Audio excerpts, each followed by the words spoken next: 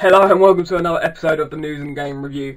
I've got another story coming out of QPR today because one of their football players, Jay Bothroyd, has got a tattoo which many of you will probably recognise from the Philip DeFranco love posters, and it uses a 9mm pistol, a grenade, a knife and an assault rifle to spell out the word love. Now that's how he's defended it, saying that it spells out the word love so it's fine. But I haven't got a problem with this, to be honest. I don't care what he does with his body, it's his own body, and I don't understand why the Sun actually made a whole page about this. Now, granted, most of the page was taken up by the picture of the tattoo that he's put up online, but it's a ridiculous story. It was clearly a very slow news day, and I don't understand why everyone's jumping on the bandwagon and getting annoyed with it. Are we that sensitised to guns and violence nowadays that whenever we even see a glimpse of anything remotely that looks like it, that we just jump on the bandwagon and get angry?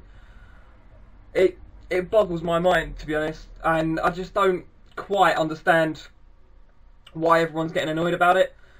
So, I mean, I'll link to the story in the description below, but like I say, it's a ridiculous story, and I don't understand why everyone's getting so angry about it, because millions of people get tattoos every day, and it's like, it's pretty much persecuting people that get tattoos of like guns or weapons on their body. It's like, I don't know, people that come back from war zones and that have lost their buddies in a war, they'll get tattoos of guns that are in the shape of crosses to remember their comrades by. Now, should those people be persecuted for having a tattoo with a gun on their body? No, you wouldn't dream of doing that because of what it symbolises.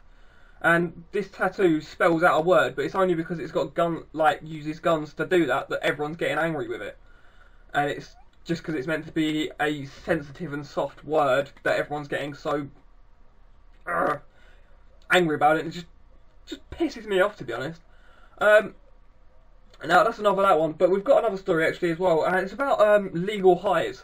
Now, over the years, there's been a lot of controversy about legal highs, and the police have been saying numerous things, and researchers, whether you can actually believe medical experts these days, anyway. But yeah, police have been saying that they're as dangerous, if not more dangerous, than illegal drugs. Now, the fact that they're legal means that they've obviously been vetted by some people, so you can't really expect me to believe when you say that they're as dangerous as illegal drugs. They've obviously been tested to some description, and they've been allowed into modern day society. But the reason this has actually been hitting the headlines today is because 3 children were actually admitted to hospital on the back of this. Now, this is a terrible thing, don't get me wrong.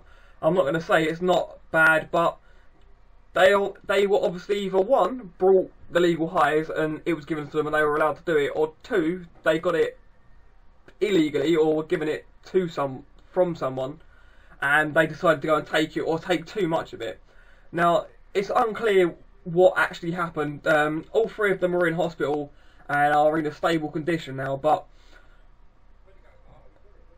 I mean, it just seems ridiculous that people are getting so uptight about these. People are going to do legal drugs or illegal drugs no matter what happens.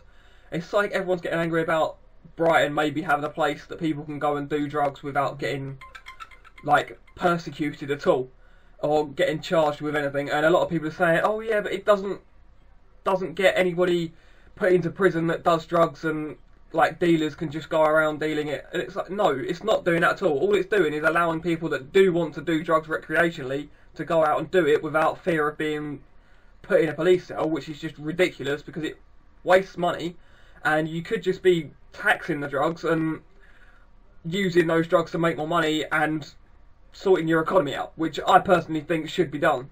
Like, I don't think drugs should be illegal at all, and governments are missing a trick with not taxing these drugs and not taxing them in such a way that they can actually make a lot of money out of it.